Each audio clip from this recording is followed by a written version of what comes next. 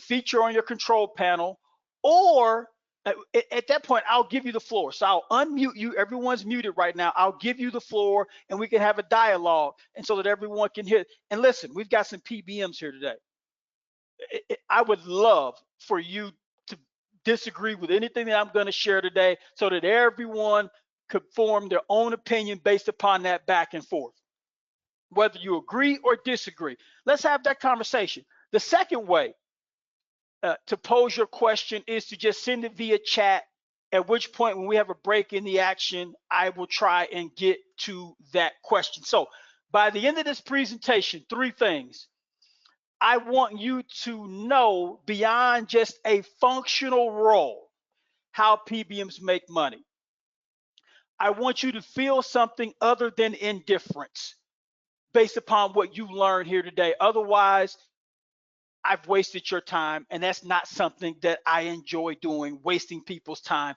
And then I want you to do something with the information that you learned today, with the insights that I share with you today. The problem, whenever we approach a client, or a client approaches us and we ask, what's your most pressing problem around the pharmacy benefit? Inevitably, it comes back price. Maybe it's just a piece of the offering. Maybe it's just specialty drugs. They're concerned about price. They're concerned about a lack of transparency. But the solution is different with our recommendation than what is typically shared. It is not just about getting bigger discounts off of list prices. It is not just about getting bigger minimum rebate guarantees. Those are kind of the ancillary benefit of getting more information, eliminating information asymmetry, because non-fiduciary PBMs, and let me be clear here, we're past the point of transparent PBMs, pass-through PBMs.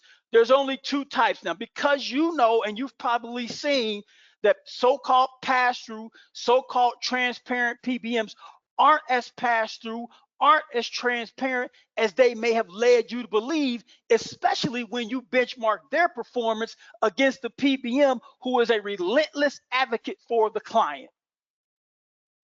And I'm not just talking about TransparentRx. I'm talking about any PBM that is a relentless advocate for the client. There aren't many out there.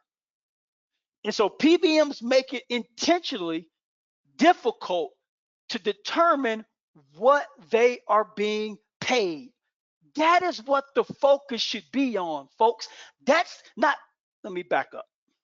And see, I can get carried away sometimes, because in this industry, you're putting yourself in a corner when you use words like always or never, because they are rarely that.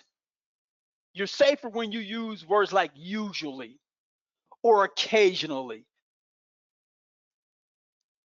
And so here is an example of information symmetry, the opposite of information asymmetry, or in other words, information failure. This is an example of information success. If a PBM claims to be transparent and it is not sharing with you claim level or your clients claim level detail for rebates that were paid by manufacturers and then passed on to the PBM, it is a red flag. It is a red flag. This is an example of the type of report. This is an insight. This is the second one I've given you already. The first one was, let's focus on eliminating information asymmetry. It is the information or lack thereof which leads to groups, self-funded employers, unions, overpaying for their pharmacy benefit. I'm going to talk about that more here in a second. And so this is an example of what information success looks like. We give this to our clients every quarter when rebates are paid. Before any dollars are taken out, as a fiduciary PBM, we don't, not a penny of this. We pay our rebate aggregator a percentage. They don't take that percentage out until our clients have had a chance to vet and walk through this remittance report. All right, and so what you can see here, if you look at this report, you've got some of this is redacted, like plan ID, RX number. That stuff is populated for each group, but obviously for privacy is concerned, we've had to remove that here today. But you can see claim level detail means dates, NDC, day supply quantity, and the big one, the dollar amounts. If you're not getting that today, and your PBM has promised you that it would be transparent or it is passed through, start asking some questions. All right, so here's the status quo. The status quo says this: far too many purchasers of PBM services are entering into agreements with PBMs that call for artificially too low PBM administrative fees. You've seen them or you've heard about them. Sometimes there's no administrative fee. And remember that administrative fee is kind of a payment for bundled services, claims adjudication, account management, member support, mobile apps, member website portals. That stuff is usually included in that administrative fee. And I've seen that fee to be free, 50 cents per claim, $1.50 per claim. Those fees are artificially too low. And what that means is when they're artificially too low, it gives the PBM essentially a blank check to go in and fill out their revenue, their management fee throughout the course of the year. A reasonable admin fee is going to start anywhere, depending upon the size of the client. The bigger you get, it's going to start at, say, $4 per claim. You could factor it out to a PMPM or a PEPM, but you know, the bigger companies, you might get as low as $4 per claim, but then you kind of go up from there, right? That's a reasonable admin fee. Now, this is a second source of the same information I just shared with you on the previous slide.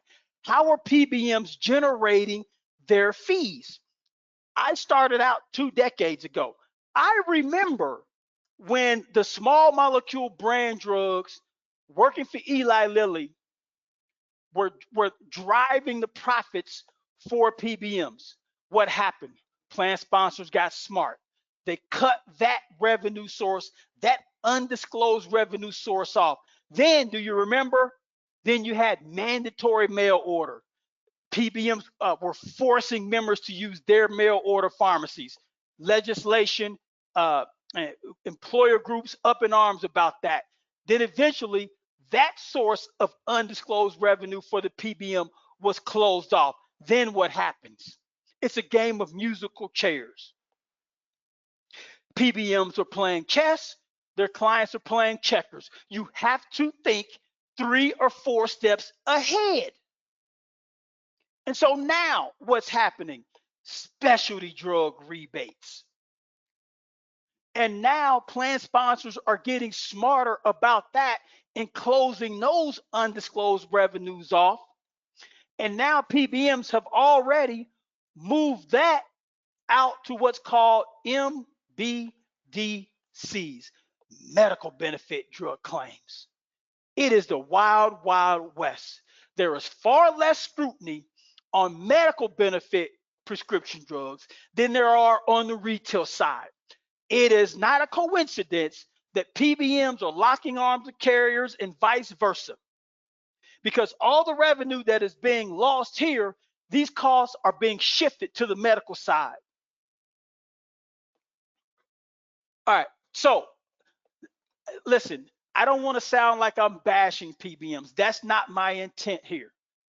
I believe we offer a very valuable service, but I believe clients are paying too much for that service, and it harms not only them financially, but it harms patients from a therapeutic or drug therapy standpoint. And so before I move on, it's important that you understand kind of the business model of PBMs. And I've talked to some very smart people, and this is why I've added this slide. I've talked to some very smart people, brokers, consultants who've been in this business for quite a while, who are just now learning that unless a PBM owns a pharmacy, we never take control of the drug. We never physically take ownership of a drug and put it on the shelf and account for it as inventory. PBMs contract, I'm going to start with the contractual relationship. PBMs contract with pharmacies in order to have sites from which product can be dispensed to our plan participants. We obviously have to have clients to provide those services to. Those clients, as you can see here, it's a fairly exhaustive list. Small employers, mid-sized employers, unions, municipalities, state governments, federal governments, coalitions, both commercial and public entities. Now, when a prescription is dispensed, we reimburse pharmacies for those ingredient costs, and then we tack on a fee for them, a dispensing fee, and then they can make a markup on that drug. And then we bill our clients for those dispensed prescriptions. There's three problems here with this diagram. The first one is the inflow of cash in the form of rebates back to the third-party payer is too low. I shared with you two different slides, two different reputable sources, and how PBMs are generating their profit. And the number one way is rebates. Almost half of a PBM's profits are coming from rebates. The second problem with this particular model, this workflow, is that the inflow or outflow of cash from the third-party payer back to the PBM is too high. The difference between, I'm going to talk about this here in a second, the difference between what's reimbursed to a pharmacy and what's billed to the PBM's client. I'm going to share with you some startling case studies here in a second. Before I do that, the third problem. I talked with a broker just yesterday for about an hour who's been through our CPBS course. And that broker admitted to me that for 2 decades, they had been doing things based upon what they were told, only to find out 2 decades later that most of the things that they were told, that they were sharing with their clients, was wrong. Was wrong. So the third problem with this particular system is, look who sits at the top of this system. You, your clients. But you know the least about how it works. You are cutting the check. The money is flowing downhill, and everyone benefiting, every entity benefiting from the checks you are cutting knows more about the system than you do. That takes me all the way back to information asymmetry.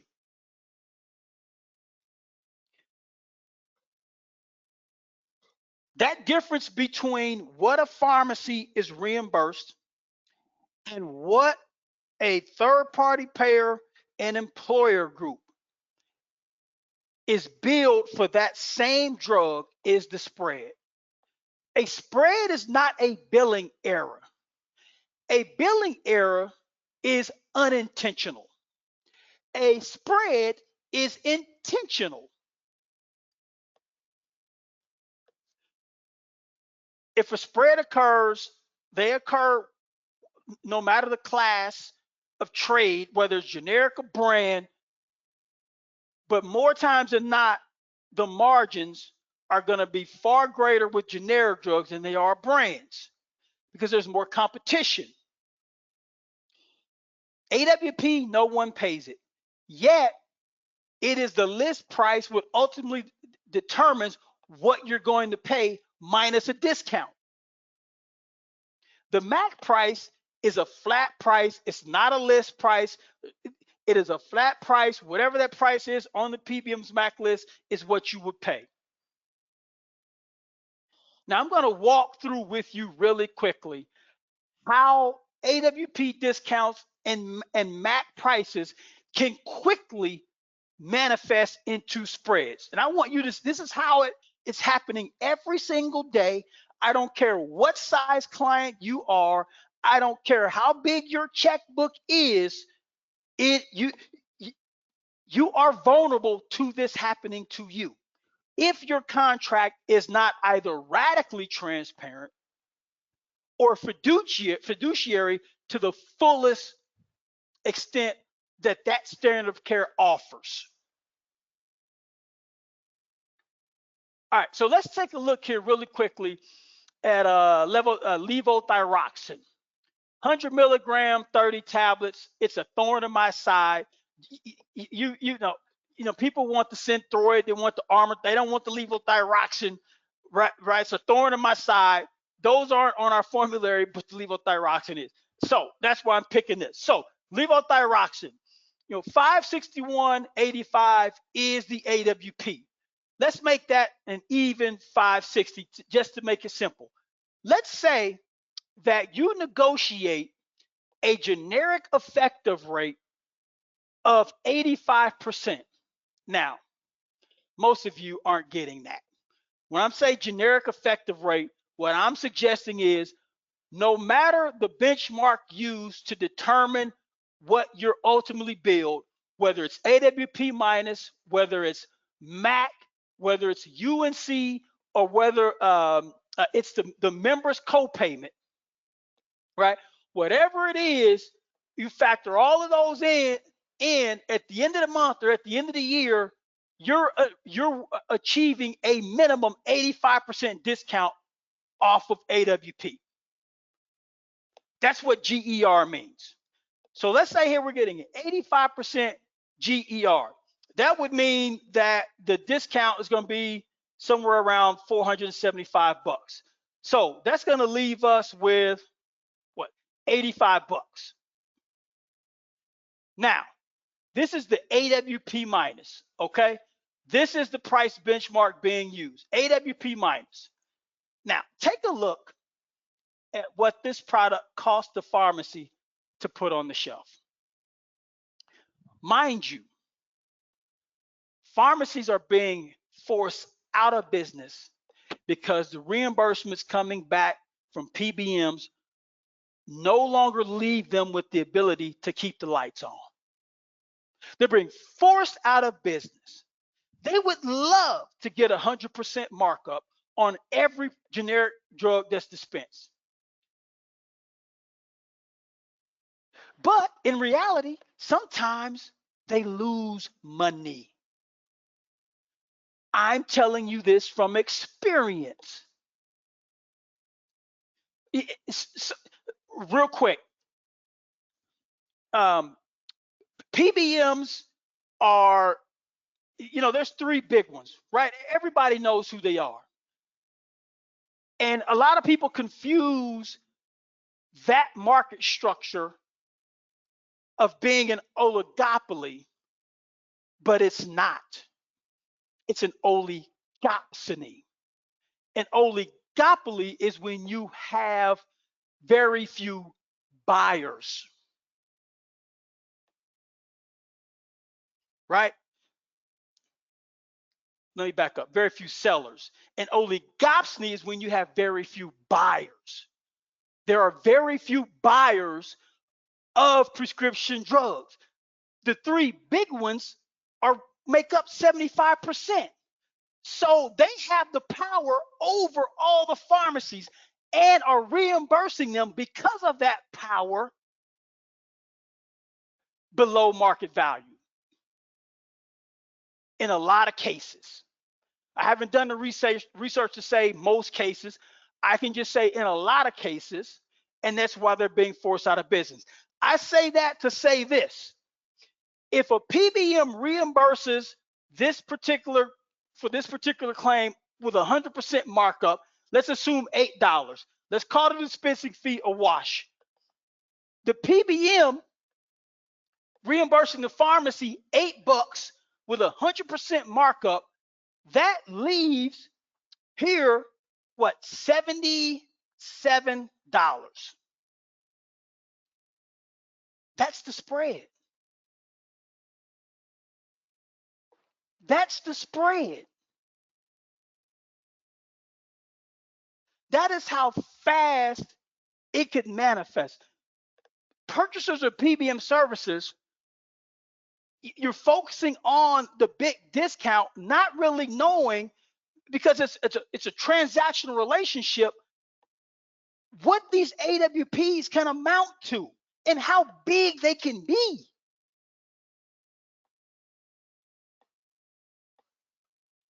And so with a MAC price, and my writing is open. So let's just say with the MAC price, let's say on the drug is on the MAC list. Remember, PBMs control MAC list. We control the prices. We control what drugs are on them and when those drugs are on the MAC list. Let's say the MAC price is $15.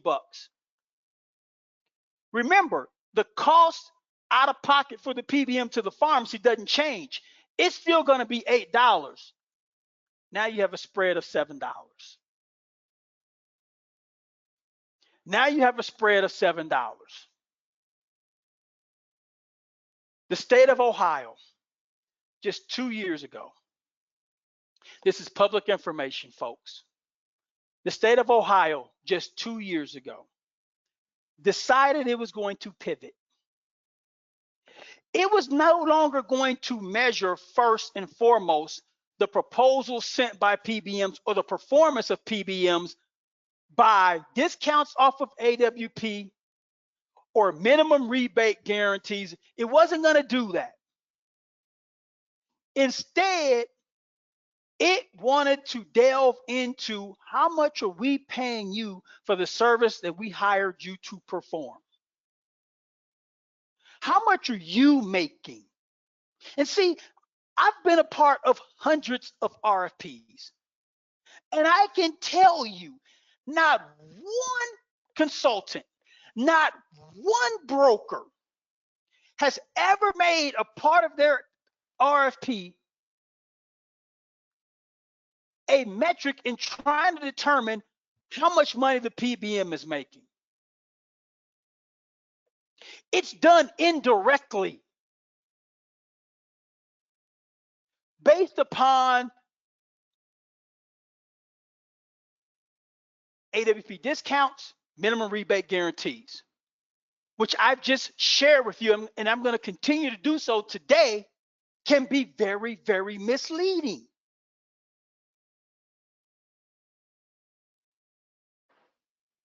The state of Ohio uncovered in 1 year, just spreads, not rebates, $250 million that they had paid these PBMs just in spreads. When they determined that, they terminated the contracts almost overnight. Again, this is public information. Misleading contract language, again, rebates, self-dealing, MAC list, duplicity. With the MAC list, the employer's MAC list, if a PBM is not radically transparent, if it is not fiduciary, there's a very good chance that the employer's MAC list will be less comprehensive and less aggressive than the pharmacy MAC list, which means that the employer's MAC list will have fewer generics with MAC pricing. I just showed you what it looks like when you compare AWP minus to a MAC apostrophe D drug. Employers' prices are higher than the MAC prices paid to the pharmacy, because to the pharmacy, it's cash out of the PBM's bank account, right? So when they bill the employer, it's money into the PBM's bank account. They want a difference between those two, and that difference is going to lead to a profit or an undisclosed revenue to the PBM. It all starts with the contract. It all starts with the contract. Now, if you believe that to be true, then you shouldn't be waiting until the 12th hour to work out a contract with a PBM and it be sitting on your desk 30 days before you go live. It needs to be the very first thing brought to the table. And a part of the RFP, not just a signature ready contract. I'm talking about eliminating the opacity, the back and forth between you and the PBM, making that contract radically transparent if the PBM doesn't offer it to you up front.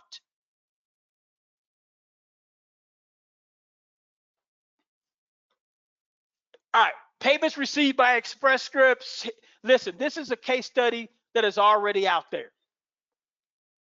Okay, rebates, self-dealing. I love when PBMs air their dirty laundry. Love it.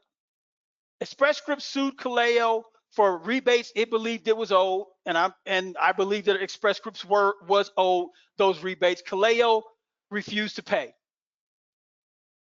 This is for a single drug. This is for a single drug. Mind you, this admin fee is not the same admin fee that I talked about up front for claims adjudication services, member support, account management. This admin fee is a rebate that's been renamed. So that in a contract with a client, if it isn't disclosed in the contract, guess what? The PBM gets to keep it. The admin fees, my friends, dwarf the formulary rebates. The price protection rebates, you can see here, dwarf the formulary rebates and the administrative fee rebates.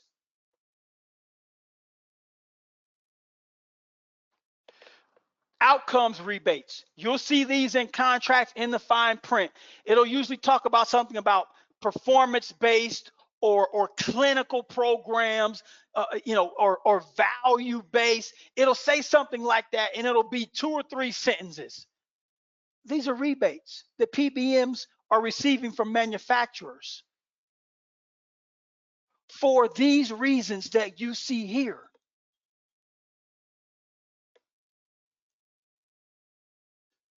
Again, PBMs are playing chess, and they benefit when their clients are playing checkers. This has been going on for 10 years. For 10 years, this has been going on. So the bottom line here, and I'm wrapping up here. So the bottom line is this. It is no longer enough to just focus on discounts off of AWP. To ask for and win higher minimum rebate guarantees, because you've seen how these spreadsheets can look better than how they actually perform in evaluating PBM proposals. The focus now, the insight now, is a shift to how much money are you making? Because think about this for a second. When we go to manufacturers and we go to pharmacies and we negotiate discounts with pharmacies and rebates with manufacturers, those deals are set in stone.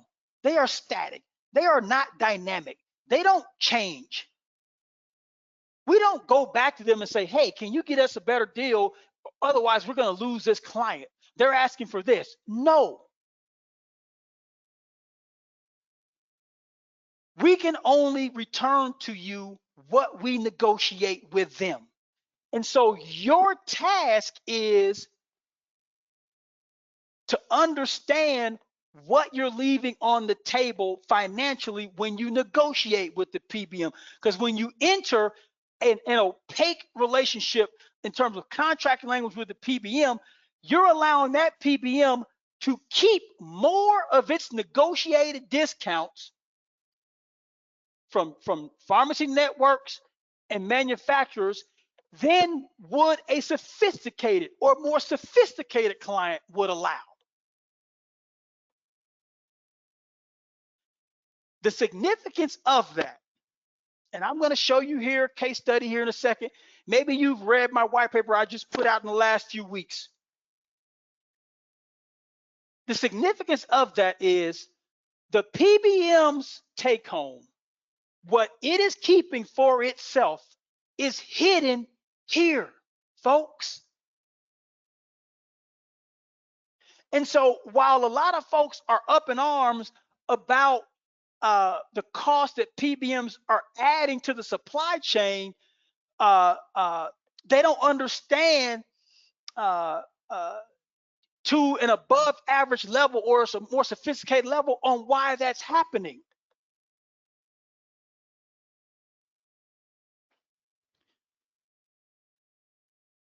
This is the formula to determine or to start the process. You're going to need information. That's why I said eliminating information asymmetry is the most important part of evaluating a PBM's performance and its proposal. Because without information, you can't determine what this number is. This is a fancy way of saying the PBM's management fee, what they're charging the client for the service that it provides. Everything in green at some point lands in the PBM's bank account. In red are monies that leave the PBM's bank account, or reimbursement to a network pharmacy, passing through a share of manufacturer revenue back to the client, but keeping a share for itself. Whatever is left over is what the PBM is keeping. That is their earnings after cash disbursements. When you look at this particular slide, can you tell me what Prime Therapeutics was charging this client for the service it was hired to perform? But first, you would have to safely assume that Prime Therapeutics gets better rebates and better discounts from pharmacies than does TransparentRx. That's a safe assumption. They're much larger. It's a safe assumption. Then why is their PMPM cost $31 higher than ours? That, folks, is the earnings after cash disbursements. The difference between this number and this number is the earnings after cash disbursements. Prime Therapeutics was charging this client $31 per member per month as their fee for being a PBM.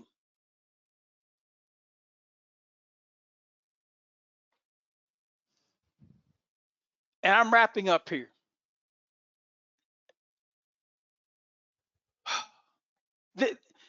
I pulled this from the internet. And I really quickly want to just summarize here really quickly what the CEO of CVS Caremark is saying here. Right? What he's saying here. We underwrite contracts, overall level of profitability, and many levers available to pull depending on the preferences of the client. In layman's terms, what he is saying is we are going to make as much money as we possibly can. Ultimately, how much money we make is going to depend on how sophisticated or unsophisticated our clients might be. Sophisticated clients, there are less levers to pull. Unsophisticated clients, there are more levers to pull. And he even said it in the third word of this statement: contracts. Underwrite contracts. That is how you win radical transparency. So the new path says this: instead of the artificially too low admin fees, and then the PBM essentially gets a blank check to fill in their admin fee, the PBM agrees to a reasonable admin fee. In exchange, and it explicit in the contract language, the PBM now forgoes any undisclosed revenues, any hidden revenues. Now, listen, I'm not suggesting that every PBM is going to offer this. What I am suggesting to you, because most of them won't, they will go out of business, or they would have to reveal to you that their admin fee is going to start at $25 per claim and go up from there. What I'm suggesting to you is the pursuit of radical transparency. While most PBMs won't offer a fiduciary standard, the next best option is radical transparency. And every PBM, depending upon how sophisticated the client is, can win radical transparency. It may require you to make some sacrifices, maybe changing PBMs. But if you choose and you gain the knowledge, eliminate information asymmetry, you can win radical transparency. In doing so is a lot, and I'm wrapping up here. In doing so is a lot like going to a car repair shop. I know nothing about cars. I walk into the car repair shop with my chest out, trying to convince the woman or man on the other side of the register that I know what I'm talking about. And because I don't want to get taken, they make recommendations that I just say no to. Because I don't want them to think I don't know what I'm talking about, and I don't want to get taken for a ride. And I'm sure sometimes I say no to recommendations that I probably should take. And then, even worse, I say yes to things that I probably shouldn't have done to the automobile because I know nothing about it. The same thing is happening in the PBM space today. You eliminate getting taken by the car repairman when you know how to fix cars, or you have someone alongside you who knows how to repair cars. Today, I am asking you to repair your pharmacy benefit management program. We've got the first and only credentialed program with a focus on pharmacy benefits that is backed by a major university. The information is out online. If you're looking for a competitive advantage, either against your consultant competitors, your manufacturer competitor on the other side of town, your broker competitors, this may be an option for you to look into. It's out there on the web. The testimonials don't lie. Listen, that's all the time I have for today. I'm going to stick around for just a few minutes. If any questions come through, feel free to send those through. I'm out on LinkedIn. Feel free to connect with me there as well. And you'll get a recording of this webinar sometime tomorrow morning. I'll stick around if any questions come through. Thanks for your time.